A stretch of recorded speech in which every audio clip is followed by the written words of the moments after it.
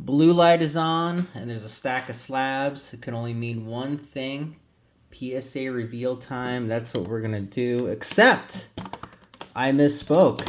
SGC reveal time. These are all 70s, 60s, and I think I have a 50. I think I got two 50s in here. I want to learn vintage because I had a ton of fun buying the vintage. Ton of fun. And I know there's going to be some cards in here that are absolute just losses, maybe $5 cards. But there's some in here that will definitely make it up. I just wanted to learn what a 5 really looks like. What does an 8 really look like? What does a 2 really look like? And I can kind of go from there. So we're going to show you all these. I'll have this stack over here. Won't worry about that later. We'll start with this one here. And here, all baseball, by the way. I have another order with them right now. By the time this video is released in December, it should be on the way. So excited about that. First card, 1972 Topps. Frank Robinson got a 5. Definitely not centered up very well. And if I remember right, the back corner. Oh no, the back looks good. So it's a pretty clean 5. Next, oh yes, the worst card here. Thurman Munson, 1973 Topps, got a 2.5. This thing is destroyed. Corners are beat up, creases all over. The back looks like a World War II relic. Again, I wanted to submit everything to see what it looks like. You know, what does a 5 look like, and etc. Willie McCovey, 76 Topps, Padre uniform, very rare. Because I think I played for the Padres for 2 seasons. This got a 5/5. And yeah, really cool card. So you see really off-centered, crease right there. On the back, it's kind of just got those little old school paper marks. 1969 Al Kaline right here. This got a 3. So it looks good when I do this, but when I do this, you can see the imperfections and such. This corner's beat up. There's a big bend right there. This corner's beat up. Another beat up corner. So kind of hoping that if you ever want to go into vintage, you can kind of look back at this video and be like, oh yeah, they just had all these too, so this should be a 3. 1974 Topps Fergie Jenkins with a nice haircut, got a 7. This card was pretty clean. A little bit edge wear over here, definitely off-centered, but yeah, the rest of the card was actually pretty clean. A couple little old print marks. 1961 Dick Grout MVP card, got a 4. I like how the 4 is very good, excellent. I like how they make me feel good about my bad grades. I always feel happy about that. But anyway, print dots all over. Looks like it's snowing, but very centered up. Very centered up. Interesting. Back corner issue. So, but yeah, top edge. That's what I was looking for. 1978 Topps Nolan Ryan. This is the record breaker. Most games with 10 or more strikeouts. Crazy part is he ended up pitching for another 15 years, 16 years. Pretty crazy. But this one got a 6. So this one, definitely off-centered. Corner issue. What else is there? Edging. Not that type of edging. 1972 Topps Hank Aaron. Really cool looking card here. Definitely off-centered. This one got a 4.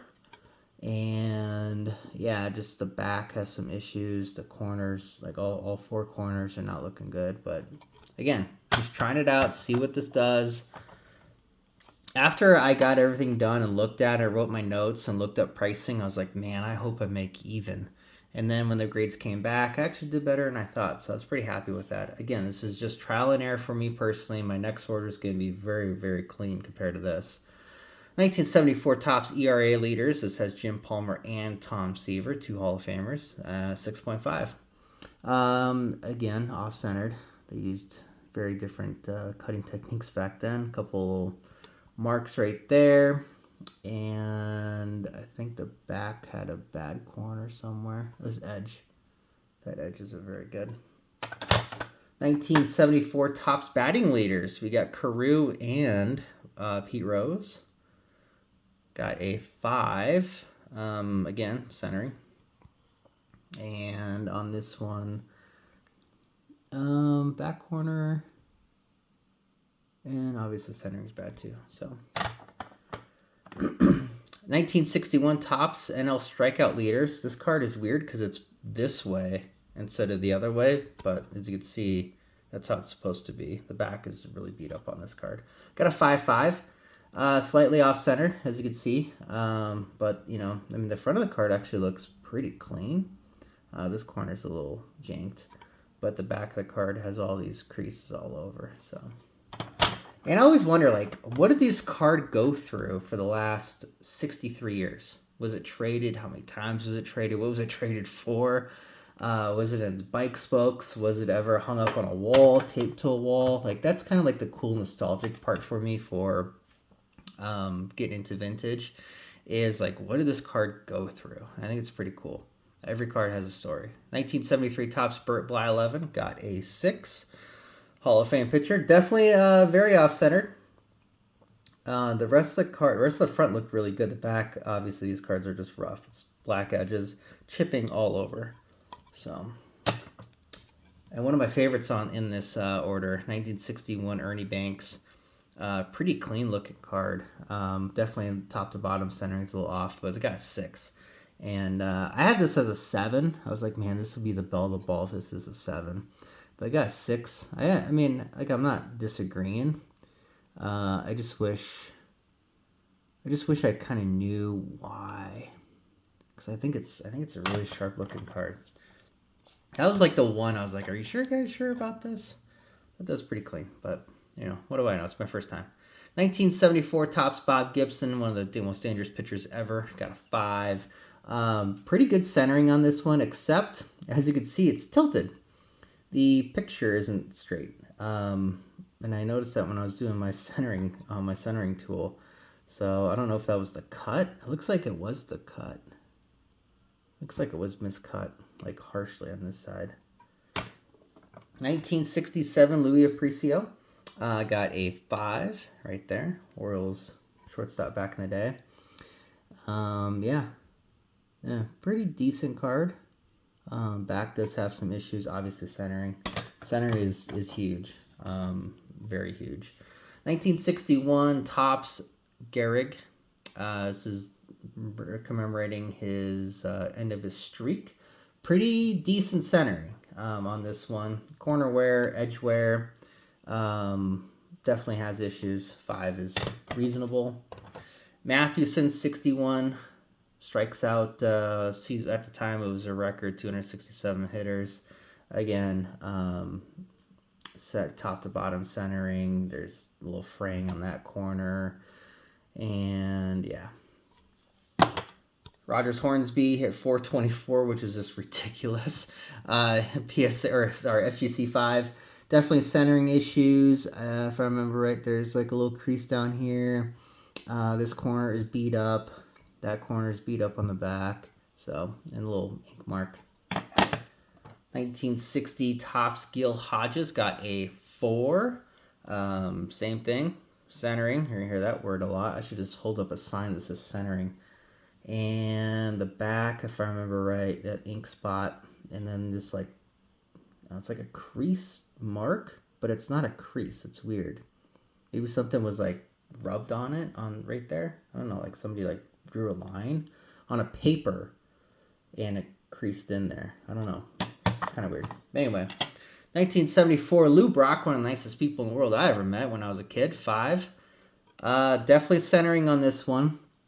The picture of the card looks pretty solid. There's a little dimple right there. And then the back, if I remember right, it's just horrible. Yeah. The centering is bad. We got fish eyes all over. Another ink mark. 1958 Topps Ernie Banks. This is the All-Star from Sport Magazine. Got a 4. Yeah, I mean, obviously, horrible centering. Bent up corner. Soft corners on the bottom, and the back is basically a redo of that. one of my favorite looking cards, 1974 Topps Harmon Killebrew. This one got a 6. Obviously, centering is horrible. There's also like a little pit, like divot right there on that card. It's not just a dimple. It's a, I don't know, it's a cave. And yeah, the rest of the card is pretty sharp though, but I think that definitely ruined it. Oh, there's also like an ink mark up there. And then last on that stack, 1960 Topps Harmon Killebrew. Yeah, rounded corners. Got a 3. But early Killebrew, his last one as a Senator. Yeah, had to get it. So April 9th, he hits a opening day home run. May 9th, he hits 2 home runs. And then we'll go for this last stack here. I didn't take it off the rubber bands yet. So by this video airs, all these cards will be up on the eBay for purchase. I figure now's a good time to do vintage. Try to figure it out. I want to do 1 vintage order per quarter, like 10, 15 cards, get like a card every week or whatever, and do that. Because again, I had more fun with this than I have with Ultra Modern, but the margins on Ultra Modern are way more, unless I get a big hit. Oh, this one might be a big hit. 1974 Topps, got the 8. I thought this card was awesome. The glare from the sheet doesn't do it justice. This card looked really good. And yeah, got an 8. I'm very happy with that. That is the highest grade, spoiler alert. 1973 Topps Brooks Robinson. I have to go this way for it. Or sorry, Frank Robinson. Definitely off-centered. Definitely some issue on the border within the border. This one got a 4.5. So if you are an Angels fan, first of all, it says California Angels, which they should be known as. This could be a cool card for people. So yeah, definitely some card issues on the back. Those are so tough with all the black edges and corners. Another 78 Topps Nolan Ryan record breaker. This one got a 5. I thought they were pretty comparable until I got this in hand and I saw some marks over here. I don't know. Looks like a rattlesnake bit into it. Could be wrong. Yeah, pretty decent. Good centering on the front though. And then another great. Harmon had some good pictures, man. 73. This one got a 6. Just getting geared up, getting ready to hit a fastball on his off-centered card with all these little fish eyes all over. And there's edging all on the back, not that type. And just doesn't look awesome, but in this slab, it does look good. So 6, definitely worth it. Gary Carter's first solo card, 1976 Topps. Got a 6. I thought this was going to be another 7. Apparently, I was wrong again. There is a line mark right there that I missed, and I definitely agree with the grade. So, yeah, back looks pretty good, though. But centering looks pretty sharp. A lot of people, what I've noticed on sales, is centering does matter on resale. So 5 is not just a 5. It all depends. If the centered up 5s go for more than regular 5s. Eye appeal matters. George Foster already showed you the grade 6.5 on the 73 Topps.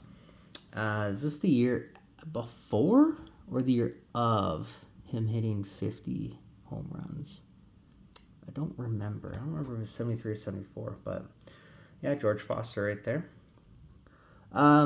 Centering, obviously, but the back. I mean, look at that edge. That edge is not good. Not good. Bill Skowron, he was an all-star. Really good first baseman for the Yankees back in the day. This one got a 6. Very clean-looking card. There's like some mark up here. And then, because I think that's what, yeah, in the back. I remember that. So 6 is actually pretty fair on that. Frank Robinson, another angel card of him, 4.5. Absolute legend that he was. Definitely deserves a 4.5. Corners are not looking good. The edges are just frayed up. There's a huge scratch right there. There's no scratch right there. The printing on the behind him, this looks very spotty. Some spottiness right there. So definitely agree with that. Plus, it does look like another tilted cut. Bob Gibson 1960 tops. This one got a 4. I was hoping for a little higher on this one, but got a 4. Definitely off-centered, sure. And then this little line up here, but the rest of the card looked pretty good. It does look more faded than I remember, so that's interesting. Okay, interesting to me. Like as in like, okay, like why did miscut? You can see tilted cut. That'd be another reason why. I'm not saying that SGC threw it in the sun. It's just my notes. 1973, Steve Garvey got a 6.5. Yeah, 6.5. Decent centering on this one. Side to side, top to bottom is definitely an issue. There's some mark up here. The fraying right there on the front. At the back, again, I don't need to say anything more. 73, Rod Carew. As you can see, this card is just horribly centered. Got a 4.5 because of it. But here's the thing. The front of the card is actually really solid. There's nothing wrong with it. Back obviously has the normal back issues. So if it was cut properly, I wonder what that would have got. 1964, Frank Robinson on the Reds. Got a 5. Stud card here. The back is definitely a way lighter than normal, but I've seen that in other cards, so I was pretty safe. That was good. It didn't have the little riddle right there or trivia question, but yeah, rest of the card looks good. Cool card. Let me move these over and get these final 3 out of the way. I don't even know which ones these are. Phil Niekro and Nolan Ryan on the 78 tops. Yeah, 78 tops got a 6.5. This is when Nolan Ryan hit 341 strikeouts, struck out 97 more guys than the guy behind him. J.R. Richard came in second in the National League. Phil Niekro outstruck him by 46. I mean, just look at the names on these. Niekro, Richard, Rogers, I don't know who that is. Carlton Seaver, Kuz. You got Rick Russell. He gave up the bomb to Bo Jackson, the 88 All-Star game. And then you got Nolan Ryan, Frank Tanana, Jim Palmer, Eck. He became a closer, one of the best ever. Burt, Gaylord Perry, Guidry, and Vita Blue. Just some solid names on that card. It's pretty cool. Oh, that's right, Warren Spahn. 1961 Topps Warren Spahn got a 5. Really good looking card. Obviously off-centered. This corner is super soft. And then the back, if I recall, some fraying somewhere. This corner, you can see it's kind of frayed up a little bit. Yeah, a little fraying right there. So, deserved. Last but not least, the other Robinson, Brooks Robinson, 73 Topps, got a 4.5. Obviously, it cut horribly, and that will definitely give you a 4.5, obviously. It's probably the best back of any of these 73s that I had, but it was so poorly cut that they have to give it a bad grade, and I definitely agree. Let's get the whiteboard out, because I did do estimates and everything else. So I went into this thinking, hey, if I get even, that's a victory, because it's my first time. I just want to test the waters. Most of these came from a lot, and I got these cards were an average of $3.86 per card. So it wasn't horrible. Like I said, a lot of them came from a lot. And then my next order with them should be way better, like a ton of 8s. So anyway, total investment $750.88, 386. Oh, great handwriting. 386 per card. Expected sales price is $11.30. I think realistically we're looking at $9.50. I think that's probably more realistic. ROI based off the $11.30 will be 31.53% after eBay fees. I think again that comes down closer to 15%, which I'm okay with. When I test things out like this, when I just bump into my curiosity, I'm gonna make a lot of mistakes. Maybe this was one of them. I don't know. I don't care. It's a learning experience for me, and hopefully you learned something too. Obviously, gem rate sucked. Sent in on November 2nd. And came back today on November 18th. 16 total days. 5 of that was shipping. So one thing about living in Nevada and having cards sent to Florida is that it takes a little longer. But overall, very happy with this process. The buying process was way more fun for me. And like I said, I have another order with them right now, and hoping to get that back probably the same week this comes out. I have PSA orders. I got 3 with them now. I got 1 that is on the way, and then I have another one I'm slowly kind of collecting. I just want to see what their specials look like for the rest of the month.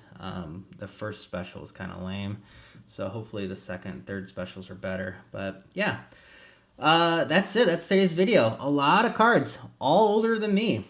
I think it's pretty cool. Use some throwbacks to the 50s. I think it's really awesome that that in the hobby we have these old cards of these legends. You know, like the 61 Banks. I love this card. It's such a cool looking card. Just love it. So yeah, if you know anybody who's a big collector, or you know some of these different names, these would be reasonably priced. I'm not going to get aggressive on the pricing. And like I said, all of them will be on the eBay when you see this video on December 1st. And if you like this video, awesome, I appreciate it. Until next time, everyone, have a great day. Thanks.